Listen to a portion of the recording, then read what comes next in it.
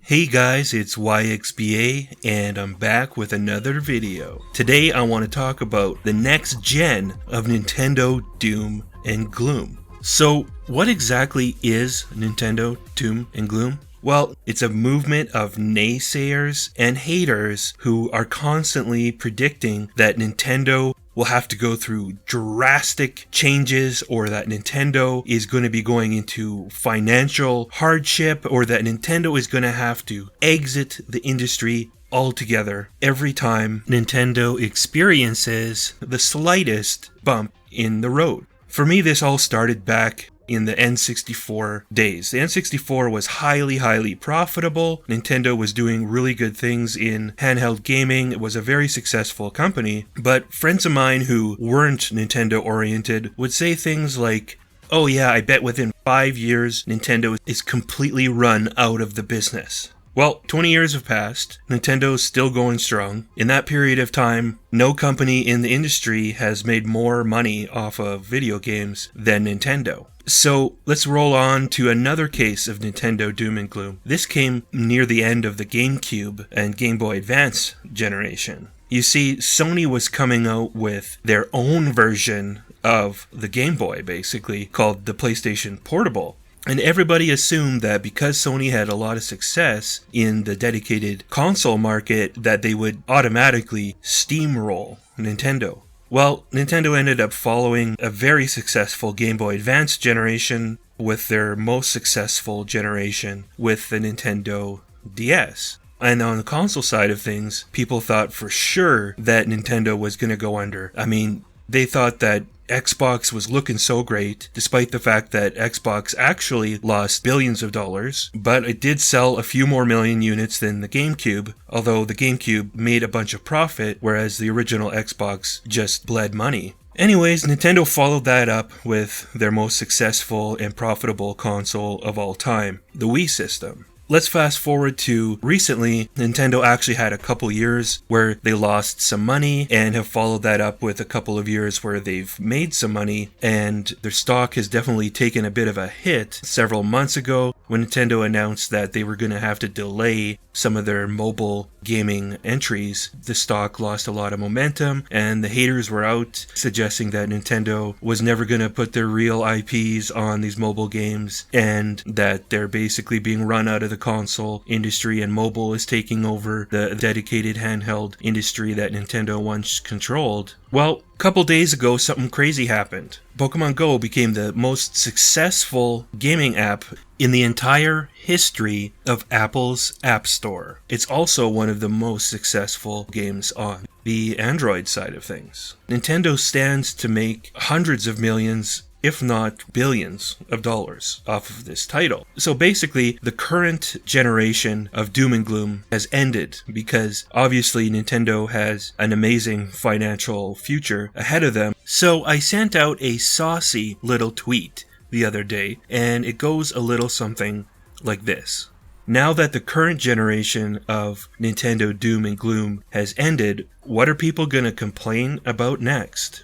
Well, it didn't take long. It seems like people are really eager to complain about anything and everything to do with Pokemon Go right now. For example, some person happened to be playing Pokemon Go when they ended up finding a dead body. And of course, the news headline is all about Pokemon Go, and it's supposed to be really scary so they can generate a bunch of clicks onto their article. But the fact is that a massive percentage of people out there are playing Pokemon Go. And the game does involve you going around in your community, going for walks. So when you think about it, with that many people going for walks at one time while playing a specific game, anything that these millions and millions of people encounter could end up being a story involving Pokemon Go. Maybe Nintendo's gonna have to implement a disclaimer in the game, reminding people that this is not real life. This is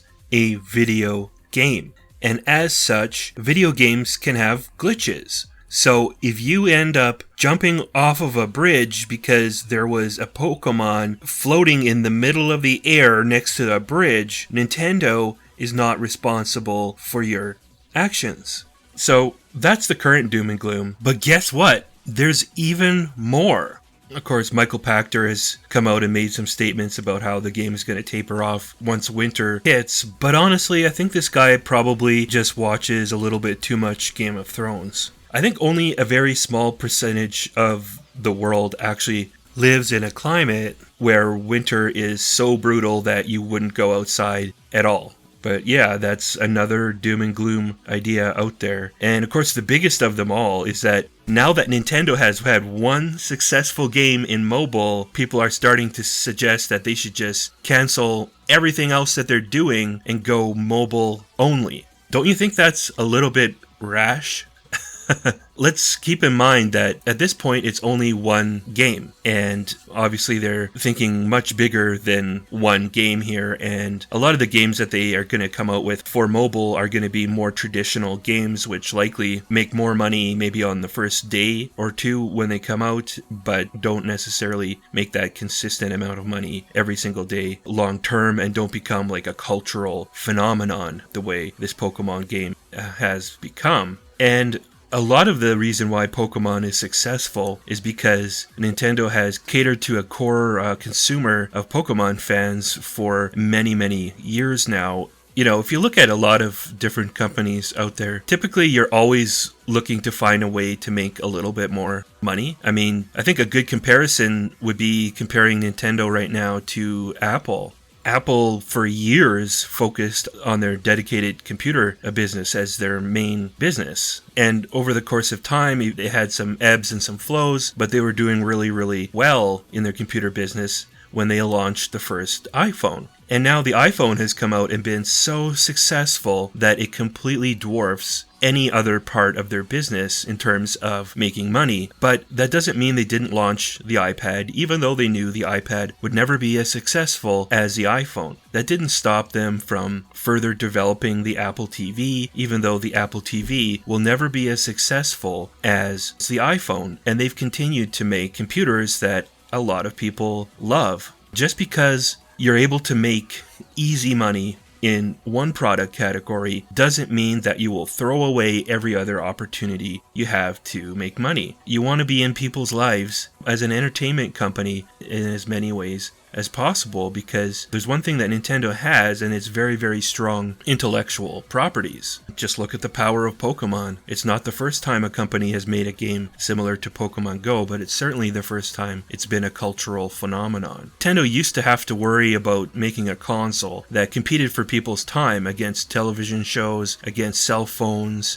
against movies, against basically anything else that people do for entertainment, but now they're in a position to actually cover all of their bases. So that's the whole point of their new business strategy. So I really don't think that Nintendo is going to abandon their business strategy just because so far their business strategy has been tremendously successful. It makes no sense at all. Anyways, give me your thoughts in the comments below. Do you agree with me that this doom and gloom stuff is getting a little bit ridiculous out there? If you like this video, please click like, and please remember to subscribe.